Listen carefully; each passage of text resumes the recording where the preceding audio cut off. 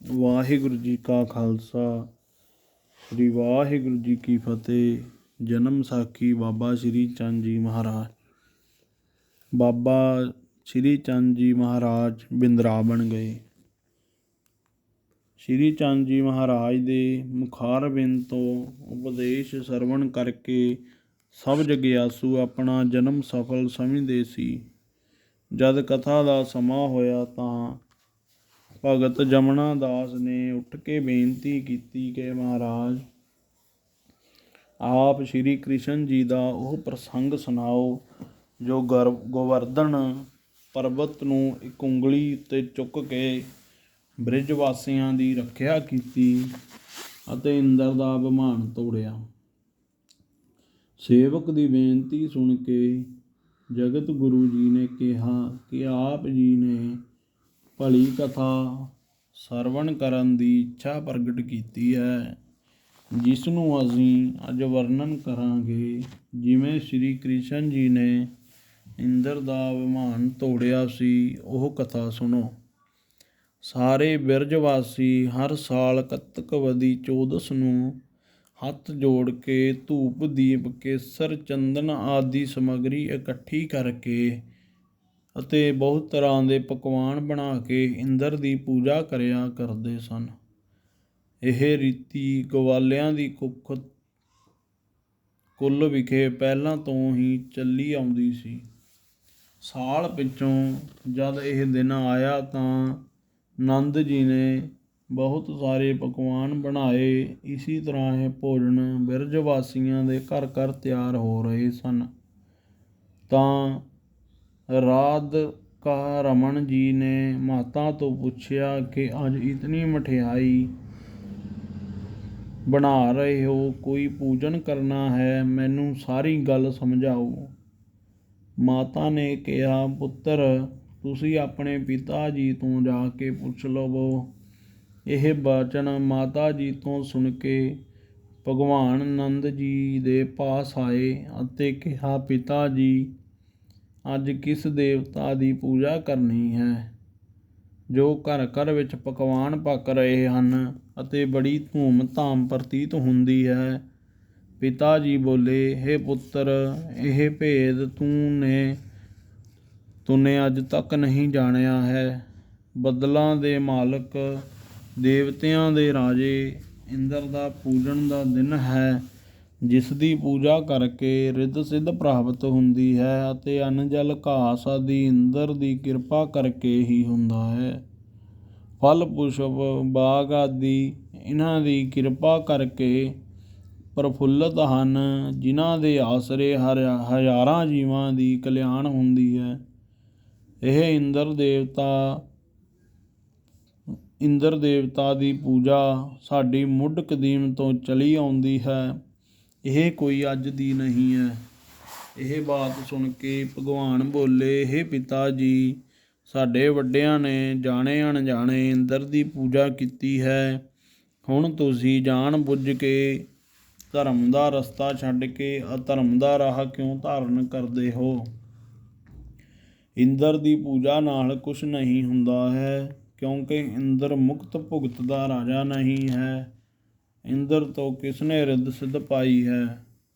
ਪਿਤਾ ਜੀ, ਤੁਸੀਂ ਸੱਚ ਦੱਸੋ, ਤੁਹਾਨੂੰ ਇੰਦਰ ਨੇ ਕਦੇ ਕੁਛ ਦਿੱਤਾ ਹੈ? ਸਿਰਫ ਇੱਕੋ ਗੱਲ ਹੈ ਕਿ ਜਪ ਤਪ ਕਰਨ ਕਰਕੇ ਦੇਵਤਿਆਂ ਨੇ ਆਪਣਾ ਰਾਜਾ ਬਣਾਇਆ ਹੈ। ਇਸ ਨਾਲ ਉਹ ਪਰਮੇਸ਼ਰ ਨਹੀਂ ਬਣ ਸਕਦਾ। ਇੱਕ ਗੱਲ ਪਿਤਾ ਜੀ ਹੋਰ ਸੁਣੋ, ਜਦ ਅਸੁਰਾਂ ਤੋਂ ਡਰਦਾ ਹੈ ਤਾਂ ਇੰਦਰਪੁਰੀ ਛੱਡ ਕੇ ਕਿਧਰੇ ਜਾ ਕੇ ਲੁਕ ਜਾਂਦਾ ਹੈ ਅਤੇ ਲੁਕ ਕੇ ਆਪਣੇ ਦਿਨ ਪੂਰੇ ਕਰਦਾ ਹੈ। ਦੱਸੋ ਪਿਤਾ ਜੀ, ਐਸੇ ਬੁੱਝਦਿਲ ਦੀ ਪੂਜਾ ਕਰਦੇ ਹੋ ਅਤੇ ਆਪਣੇ ਧਰਮ ਨੂੰ ਤਿਆਗ ਰਹੇ ਹੋ। ਇੰਦਰ ਦਾ ਕੀਤਾ ਕੁਛ ਵੀ ਨਹੀਂ ਹੋ ਸਕਦਾ ਹੈ। ਕਰਮਾਂ ਦੇ ਅਨੁਸਾਰ ਜੀਵ ਦੁੱਖ ਸੁੱਖ ਭੋਗਦਾ ਹੈ।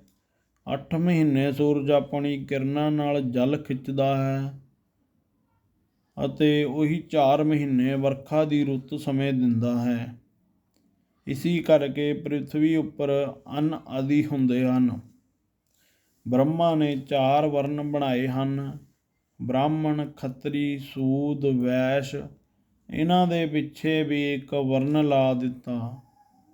ਬ੍ਰਾਹਮਣ ਵੈਦ ਵਿਦਿਆ ਪੜ੍ਹਨ, ਛਤਰੀ ਸਭ ਦੀ ਰੱਖਿਆ ਕਰੇ, ਵੈਸ਼ ਖੇਤੀ ਕਰੇ ਅਤੇ ਵਣਜ ਕਰੇ, ਸ਼ੂਦਰ ਇਹਨਾਂ ਤਿੰਨਾਂ ਦੀ ਸੇਵਾ ਕਰੇ।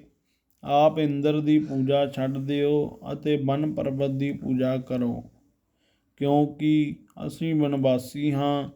ਸਾਡੇ ਇਹੀ ਰਾਜੇ ਹਨ। ਜਿਸ ਦੇ ਰਾਜ ਵਿੱਚ ਅਸੀਂ ਰਹਿੰਦੇ ਹਾਂ, ਉਸ ਦੀ ਪੂਜਾ ਕਰਨੀ ਉਚਿਤ ਨਹੀਂ ਹੈ। ਇਸ ਵਾਸਤੇ ਸਭ ਮਠਿਆਈ ਆਦਿ ਲਿਜਾ ਕੇ ਗੋਵਰਧਨ ਦੀ ਪੂਜਾ ਕਰੋ। ਇਹ ਗੱਲ ਸੁਣ ਕੇ ਨੰਦ ਉਪਨੰਦ ਉੱਠ ਕੇ ਉਸ ਜਗ੍ਹਾ ਗਏ ਜਿੱਥੇ ਸਾਰੇ ਗੋਪ ਪੂਜਾ ਦੀ ਤਿਆਰੀ ਕਰ ਰਹੇ ਸਨ। ਇਹਨਾਂ ਨੇ ਸ਼੍ਰੀ ਕ੍ਰਿਸ਼ਨ ਜੀ ਦੀਆਂ ਕਹੀਆਂ ਹੋਈਆਂ ਸਭ ਗੱਲਾਂ ਸੁਣਾ ਦਿੱਤੀਆਂ। ਸਾਰੇ ਗੋਪ ਕਹਿਣ ਲੱਗੇ, ਸ਼੍ਰੀ ਕ੍ਰਿਸ਼ਨ ਜੀ ਸੱਚ ਕਹਿੰਦੇ ਹਨ। ਆਪ ਨਿਆਣੇ ਸਮਝ ਕੇ ਉਹਨਾਂ ਦੀਆਂ ਗੱਲਾਂ ਦਾ ਤਿਆਗ ਨਾ ਕਰੋ। ਤਦ ਸਭਨਾਂ ਨੇ ਇਹ ਪੱਕੀ ਕਰ ਲਈ ਕਿ ਗੋਵਰਧਨ ਦੀ ਪੂਜਾ ਕਰੀਏ। ਇਹ ਗੱਲ ਸੁਣ ਕੇ ਬਾਵਾ ਆਨੰਦ ਜੀ ਨੇ ਸਾਰੇ ਢੰਡੋਰਾ ਪਟਵਾ ਦਿੱਤਾ ਕਿ ਕੱਲ੍ਹ ਅਸੀਂ ਗੋਵਰਧਨ ਦੀ ਪੂਜਾ ਕਰਨ ਚੱਲਾਂਗੇ। ਜਿਸ ਨੇ ਇੰਦਰ ਦੀ ਪੂਜਾ ਵਾਸਤੇ ਮਠਿਆਈ ਆਦਿ ਪਕਾਈ ਹੈ, ਉਹ ਸਵੇਰੇ ਹੀ ਗੋਵਰਧਨ ਦੇ ਪਾਸ ਲੈ ਜਾਵੇ। ਇੱਧਰ ਬਾਵਾ ਆਨੰਦ ਜੀ ਵੀ ਵਾਜੇ ਵਜਾ ਕੇ ਸ਼੍ਰੀ ਕ੍ਰਿਸ਼ਨ व ਬਲਰਾਮ ਨੂੰ ਸਾਥ ਲੈ ਕੇ ਪਹੁੰਚ ਗਏ। ਪਰਬਤ ਨੂੰ ਸਾਫ਼ ਕੀਤਾ ਅਤੇ ਸਭ ਲੱਡੂ ਪੇੜੇ ਆਦਿ ਪਰਬਤ ਦੇ ਉੱਪਰ ਰੱਖ ਦਿੱਤੇ। ਪੂੜੀ ਕਚੋਰੀ ਰੱਖ ਕੇ ਉੱਪਰ ਪੁਸ਼ਪਾਂ ਦੀ ਮਾਲਾ ਪਾ ਕੇ ਪਟੰਬਰ ਤਾਣ ਦਿੱਤੇ। ਉਸ ਸਮੇਂ ਦੀ ਸ਼ੋਭਾ ਬੜੀ ਸੁੰਦਰ ਸੀ। ਨੰਦ ਜੀ ਨੇ ਬ੍ਰਾਹਮਣ ਨੂੰ ਬੁਲਾ ਕੇ ਵੇਦ ਵਿਧੀ ਅਨੁਸਾਰ ਪੂਜਨ ਕੀਤਾ। ਸ਼੍ਰੀ ਕ੍ਰਿਸ਼ਨ ਜੀ ਕਹਿਣ ਲੱਗੇ, ਹੁਣ ਤੁਸੀਂ ਇੱਕ ਮਨ ਹੋ ਕੇ ਗੋਵਰਧਨ ਦਾ ਧਿਆਨ ਕਰੋ, ਜੋ ਪ੍ਰਤੱਖ ਹੋ ਕੇ ਦਰਸ਼ਨ ਦੇਵੇ ਅਤੇ ਭੋਜਨ ਵੀ ਪਾ ਜਾਵੇ। ਇਹ ਸੁਣ ਕੇ ਨੰਦ ਜਸੋਂਦਾ ਅਤੇ ਗੋਪ ਗੋਪੀਆਂ ਅੱਖਾਂ ਮੀਟ ਕੇ ਗੋਵਰਧਨ ਦਾ ਧਿਆਨ ਕਰਨ ਲੱਗੇ। ਉੱਧਰ ਸ਼੍ਰੀ ਮੁਰਲੀ ਮਨੋਹਰ ਨੇ ਬੜਾ ਸਰੀਰ ਧਾਰਨ ਕਰ ਲਿੱਤਾ। ਬੜੇ ਹੱਥ ਪੈਰ ਪੀਤਾਂਬਰ ਪਾਏ, ਬਣ ਮਾਲਾ ਧਾਰਨ ਕਰਕੇ ਰਤਨ ਜੜਤ ਮੁਕਟ ਸਿਰ ਉੱਤੇ ਸ਼ੋਭਾ ਦੇ ਰਿਹਾ ਹੈ। ਚੁੱਪਚਾਪ ਪਰਬਤ 'ਚੋਂ ਨਿਕਲ ਆਏ। ਇੱਧਰ ਦੂਸਰੇ ਸਰੂਪ ਵਿੱਚ ਉੱਚੀ ਦੇ ਕੇ ਕਿਹਾ, ਦੇਖੋ ਇਸ ਤਰ੍ਹਾਂ ਇੰਦਰ ਨੇ ਕਦ ਦਰਸ਼ਨ ਦੇਣਾ ਸੀ। ਇਹ ਕਹਿ ਕੇ ਆਪ ਨੇ ਵੀ ਉਸ ਨੂੰ ਸਰੂਪ ਨੂੰ ਵੰਦਨਾ ਕੀਤੀ ਤੇ ਬਾਕੀ ਸਭਨਾਂ ਤੋਂ ਵੰਦਨਾ ਕਰਵਾਈ ਅਤੇ ਕਿਹਾ ਕਿ ਇੰਦਰ ਦੀ ਪੂਜਾ ਵਿਅਰਥ ਹੀ ਕਰਦੇ ਸੀ। ਫਿਰ ਸ਼੍ਰੀ ਕ੍ਰਿਸ਼ਨ ਜੀ ਨੇ ਕਿਹਾ ਕਿ ਹੁਣ ਦੇਰ ਕਿਉਂ ਲਾਈ ਹੈ, ਭੋਜਨ ਲਾਏ ਹੋ, ਅਰਪਣ ਕਰੋ। ਇਹ ਸੁਣ ਕੇ ਗੋਪ ਗੋਪੀਆਂ ਟੋਕਰੀਆਂ ਭਰ ਭਰ ਕੇ ਦੇਣ ਲੱਗ ਪਏ ਅਤੇ ਗੋਵਰਧਨ ਨਾਥ ਹੱਥ ਵਧਾ ਕੇ ਲੈਣ ਲੱਗ ਪਏ। ਸਾਰੀ ਸਮੱਗਰੀ ਗੋਵਰਧਨ ਧਾਰੀ ਨੇ ਖਾ ਲਈ ਅਤੇ ਉਹ ਮੂਰਤੀ ਫਿਰ ਪਰਬਤ ਵਿੱਚ ਲੀਨ ਹੋ ਗਈ। ਫਿਰ ਸ਼੍ਰੀ ਕ੍ਰਿਸ਼ਨ ਜੀ ਨੇ ਸਭ ਨੂੰ ਸਾਥ ਲੈ ਕੇ ਗੋਵਰਧਨ ਦੀ ਪਰਿਕਰਮਾ ਕੀਤੀ। ਫਿਰ ਸਾਰੇ ਆਪਣੀ ਘਰੀ ਆ ਕੇ ਆਨੰਦ ਮੰਗਲਾ ਚਰਨ ਕਰਨ ਲੱਗ ਪਏ। ਇਸ ਤਰ੍ਹਾਂ ਇੰਦਰ ਦੀ ਪੂਜਾ ਹਟਾ ਕੇ ਗੋਵਰਧਨ ਪਰਬਤ ਦੀ ਪੂਜਾ ਕਰਵਾਈ। ਇਹ ਸੁਣ ਕੇ ਇੰਦਰ ਦੇ ਕ੍ਰੋਧ ਦੀ ਕੋਈ ਹੱਦ ਨਾ ਰਹੀ ਅਤੇ ਇੰਦਰ ਨੇ ਸਾਰੇ ਦੇਵਤਿਆਂ ਨੂੰ ਸੱਦਾ ਭੇਜਿਆ। ਸਭ ਦੇਵਤੇ ਇੰਦਰ ਦੇ ਪਾਸ ਆ ਗਏ ਤਾਂ ਇੰਦਰ ਨੇ ਕਿਹਾ ਕਿ ਤੁਸੀਂ ਸੱਚੀ ਗੱਲ ਕਰੋ, ਕੱਲ੍ਹ ਬਿਰਜ ਵਿੱਚ ਕਿਸ ਦੀ ਪੂਜਾ ਹੋਈ ਹੈ। ਇਤਨੀ ਦੇਰ ਨੂੰ ਨਾਰਦ ਜੀ ਵੀ ਆ ਗਏ ਅਤੇ ਇੰਦਰ ਜੀ ਨੂੰ ਕਹਿਣ ਲੱਗੇ, ਸੁਣੋ ਇੰਦਰ ਦੇਵਤਾ, ਆਪ ਨੂੰ ਸਭ ਮੰਨਦੇ ਹਨ ਪਰ ਬਿਰਜ ਵਾਸੀ ਨਹੀਂ ਮੰਨਦੇ ਹਨ, ਕਿਉਂਕਿ ਨੰਦ ਦੇ ਘਰ ਪੁੱਤਰ ਜੰਮਿਆ ਹੈ। ਇਸ ਦਾ ਕਹਿਣਾ ਹੈ ਕਿ ਸਭ ਲੋਕ ਮੰਨਦੇ ਹਨ, ਉਸਨੇ ਹੀ ਤੇਰੀ ਪੂਜਾ ਬੰਦ ਕਰਵਾ ਕੇ ਪਰਬਤ ਦੀ ਪੂਜਾ ਕਰਵਾਈ ਹੈ। ਨਾਰਦ ਦੇ ਮੂੰਹੋਂ ਇਹ ਗੱਲ ਸੁਣ ਕੇ ਇੰਦਰ ਕ੍ਰੋਧ ਕਰਕੇ ਬੋਲਿਆ, ਬਿਰਜ ਵਾਸੀਆਂ ਦੇ ਪਾਸ ਧਨ ਬਹੁਤ ਹੋ ਗਿਆ ਹੈ, ਇਸ ਕਰਕੇ ਉਹਨਾਂ ਨੂੰ ਬਹੁਤ ਹੰਕਾਰ ਹੋ ਗਿਆ ਹੈ। ਜਪ ਤਪ ਅਤੇ ਮੇਰੀ ਪੂਜਾ ਛੱਡ ਦਿੱਤੀ ਹੈ ਅਤੇ ਕ੍ਰਿਸ਼ਨ ਮਨੁੱਖ ਨੂੰ ਮੰਨਦੇ ਹਨ। ਉਹ ਕ੍ਰਿਸ਼ਨ ਮੂਰਖ ਬਾਲਕ ਹੈ ਅਤੇ ਮੇਰੀ ਸ਼ਕਤੀ ਨੂੰ ਨਹੀਂ ਜਾਣਦਾ। ਇਸ ਤਰ੍ਹਾਂ ਕ੍ਰੋਧ ਕਰਕੇ ਇੰਦਰ ਨੇ ਬੱਦਲਾਂ ਦੇ ਰਾਜੇ ਨੂੰ ਆਗਿਆ ਦਿੱਤੀ। ਇੰਦਰ ਦੇ ਅੱਗੇ ਸਭ ਸੈਨਾਪਤੀ ਹੱਥ ਜੋੜ ਕੇ ਖੜੇ ਹੋ ਗਏ। ਇੰਦਰ ਨੇ ਕਿਹਾ ਕਿ ਤੁਸੀਂ ਬੱਦਲਾਂ ਦੀ ਸਾਰੀ ਸੈਨਾ ਬਿਰਜ ਮੰਡਲ ਉੱਪਰ ਲੈ ਜਾਓ ਅਤੇ ਐਸੀ ਜ਼ੋਰ ਦੀ ਵਰਖਾ ਕਰੋ ਕਿ ਗੋਵਰਧਨ ਪਰਬਤ ਦਾ ਨਾਮ ਬ੍ਰਿਜ ਵਾਸੀਆਂ ਦਾ ਨਾਮੋ ਨਿਸ਼ਾਨ ਨਾ ਰਹੇ। ਮੇਘਾਂ ਦੇ ਪਤੀ ਨੇ ਬੱਦਲਾਂ ਦੇ ਦਲ ਵਿੱਚ ਆਣ ਕੇ ਇੰਦਰ ਦੀ ਕਹੀ ਗੱਲ ਸੁਣਾਈ ਕਿ ਇਸ ਤਰ੍ਹਾਂ ਜ਼ੋਰ ਦੀ ਵਰਖਾ ਕਰੋ ਕਿ ਗੋਵਰਧਨ ਪਰਬਤ ਦੇ ਬਿਰਜਵਾਸੀ ਸਭ ਰੁੜ ਜਾਣ। ਇਹ ਗੱਲ ਸੁਣ ਕੇ ਦਲਪਤੀ ਆਪੋ ਆਪਣੇ ਬੱਦਲਾਂ ਦੇ ਦਲ ਲੈ ਕੇ ਬਿਰਜ ਵੱਲ ਤੁਰ ਪਏ ਅਤੇ ਮੁਸਲਾਧਾਰ ਵਰਖਾ ਕਰਨ ਲੱਗ ਪਏ ਅਤੇ ਗਰਜ ਕੇ ਚਾਰੋਂ ओर ਸੇ ਬਿਰਜ ਨੂੰ ਘੇਰਾ ਪਾ ਲਿਆ।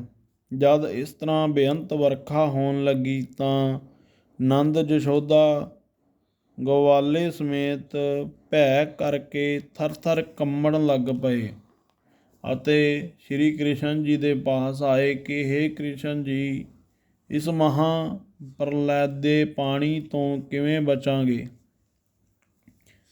ਤੁਸੀਂ ਇੰਦਰ ਦੀ ਪੂਜਾ ਹਟਾ ਕੇ ਪਰਬਤ ਦੀ ਪੂਜਾ ਕਰਵਾਈ ਹੈ। ਹੁਣ ਛੇਤੀ ਗੋਵਰਧਨ ਨੂੰ ਬੁਲਾਓ, ਨਹੀਂ ਤੇ ਅਸੀਂ ਸਾਰੇ ਹੀ ਪਾਣੀ ਵਿੱਚ ਰੁੜ ਜਾਵਾਂਗੇ।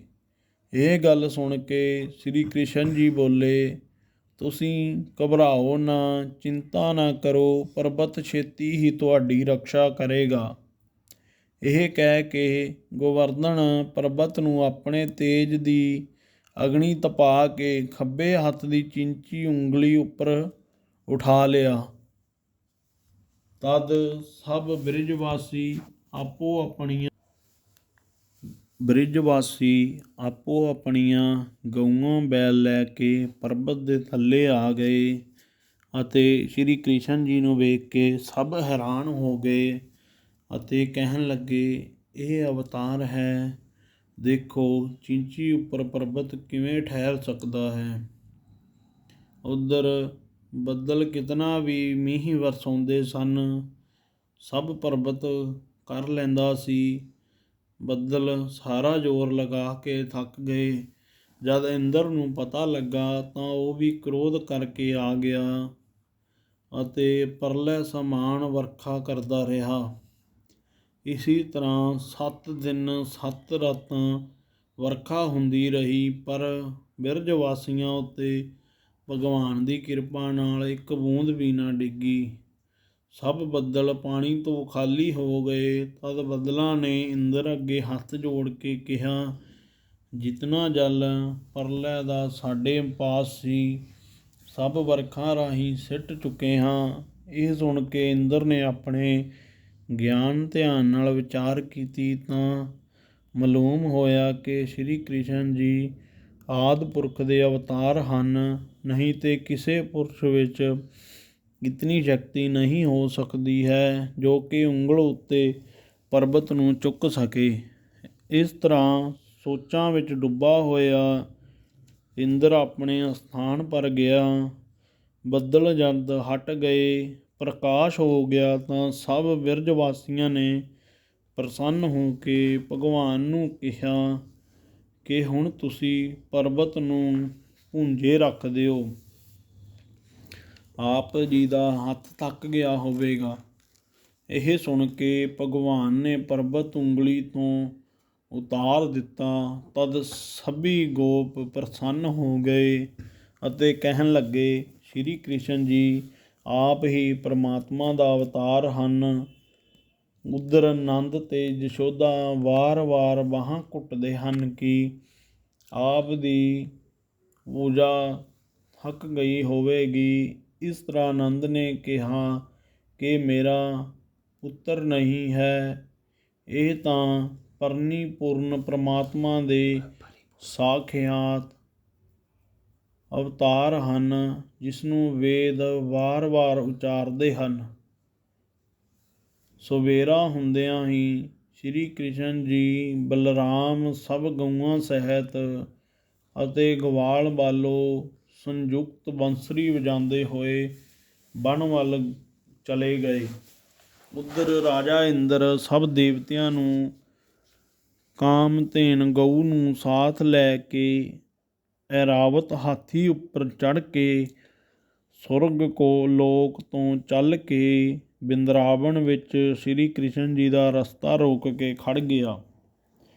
ਜਦ ਸ਼੍ਰੀ ਕ੍ਰਿਸ਼ਨ ਜੀ ਇੰਦਰ ਨੂੰ ਦੂਰੋਂ ਦਿਸੇ ਤਾਂ ਹਾਥੀ ਤੋਂ ਉਤਰ ਕੇ ਗਲ ਵਿੱਚ ਪੱਲਾ ਪਾ ਕੇ ਹੱਥ ਜੋੜ ਕੇ ਭਗਵਾਨ ਦੇ ਚਰਨਾਂ ਵਿੱਚ ਡਿੱਗ ਪਿਆ ਅਤੇ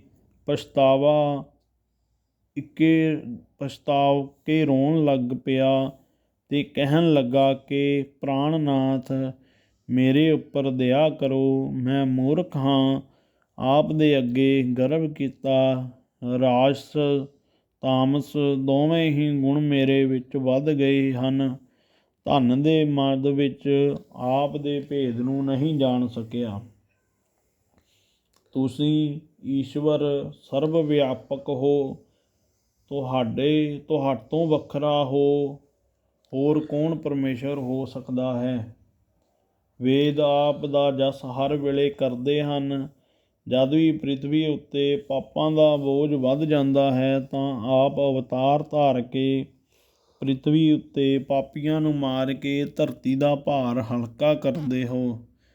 ਜਦ ਇਸ ਤਰ੍ਹਾਂ ਇੰਦਰ ਨੇ ਸ਼੍ਰੀ ਕ੍ਰਿਸ਼ਨ ਜੀ ਦੀ ਮਹਿਮਾ ਵਰਣਨ ਕੀਤੀ ਤਾਂ ਦਿਆਲੂ ਭਗਵਾਨ ਨੇ ਇੰਦਰ ਦਾ ਅਪਰਾਧ ਖਿਮਾ ਕਰ ਦਿੱਤਾ।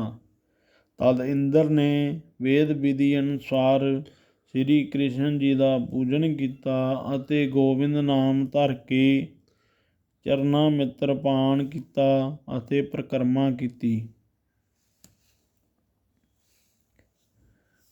ਤਿਸ ਵੇਲੇ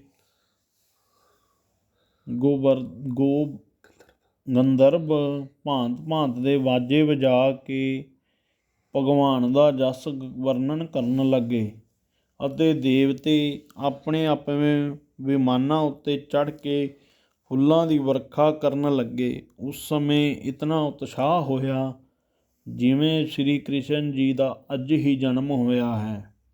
ਜਦ ਸਭ ਦੇਵਤੇ ਪੂਜਨ ਕਰ ਚੁੱਕੇ ਤਾਂ ਭਗਵਾਨ ਨੇ ਇੰਦਰ ਨੂੰ ਕਿਹਾ ਕਿ ਹੁਣ ਤੁਸੀਂ ਆਪਣੇ ਲੋਕ ਨੂੰ ਜਾ ਆਗਿਆ ਪਾਉਂਦੇ ਹੀ ਇੰਦਰ ਨੇ ਕਾਮਧੇਨ ਆਪੋ ਆਪਣੇ ਅਸਥਾਨਾਂ ਵੱਲ ਪਧਾਰੇ ਅਤੇ ਸ਼੍ਰੀ ਕ੍ਰਿਸ਼ਨ ਜੀ ਸਭ ਗਵਾਲਿਆਂ ਸਮੇਤ ਵਾਪਸ ਘਰਾਂ ਨੂੰ ਆ ਗਏ। ਤਦ ਸਭ ਬਾਲਕਾਂ ਨੇ ਘਰੀਂ ਜਾ ਕੇ ਦੱਸਿਆ ਕਿ ਅਸੀਂ ਸ਼੍ਰੀ ਕ੍ਰਿਸ਼ਨ ਜੀ ਦੀ ਕਿਰਪਾ ਨਾਲ ਇੰਦਰ ਆਦਿ ਸਭ ਦੇਵਤਿਆਂ ਦਾ ਦਰਸ਼ਨ ਕੀਤਾ ਹੈ। ਸ਼੍ਰੀ ਚੰਦ ਜੀ ਮਹਾਰਾਜ ਕਹਿਣ ਲੱਗੇ ਕਿ ਜੋ ਪ੍ਰਸ਼ਨ ਤੁਸਾਂ ਕੀਤਾ ਸੀ ਉਸ ਪ੍ਰਕਰਨ ਨੂੰ ਅਸੀਂ ਭਲੀ ਪ੍ਰਕਾਰ ਸੁਣਾਇਆ ਹੈ। ਜੋ ਇਸ ਕਥਾ ਨੂੰ ਪ੍ਰੇਮ ਸਹਿਤ ਸਰਵਣ ਕਰਕੇ ਮਨ ਵਿੱਚ ਵਸਾਵੇਗਾ ਉਸ ਨੂੰ 4 ਪਦਾਰਥਾਂ ਦੀ ਪ੍ਰਾਪਤੀ ਹੋਵੇਗੀ। ਇਸ ਕਥਾ ਦਾ ਬੜਾ ਹੀ ਮਹਾਤਮ ਹੈ। ਸ਼੍ਰੀ ਕ੍ਰਿਸ਼ਨ ਜੀ ਦੀ ਲੀਲਾ ਦਾ ਅੰਤ ਨਹੀਂ ਪਾਇਆ ਜਾ ਸਕਦਾ ਹੈ। ਇਹ ਕਹਿ ਕੇ ਕਥਾ ਦੀ ਸਮਾਪਤੀ ਕਰ ਦਿੱਤੀ। ਵਾਹਿਗੁਰੂ ਜੀ ਕਾ ਖਾਲਸਾ, ਵਾਹਿਗੁਰੂ ਜੀ ਕੀ ਫਤਿਹ।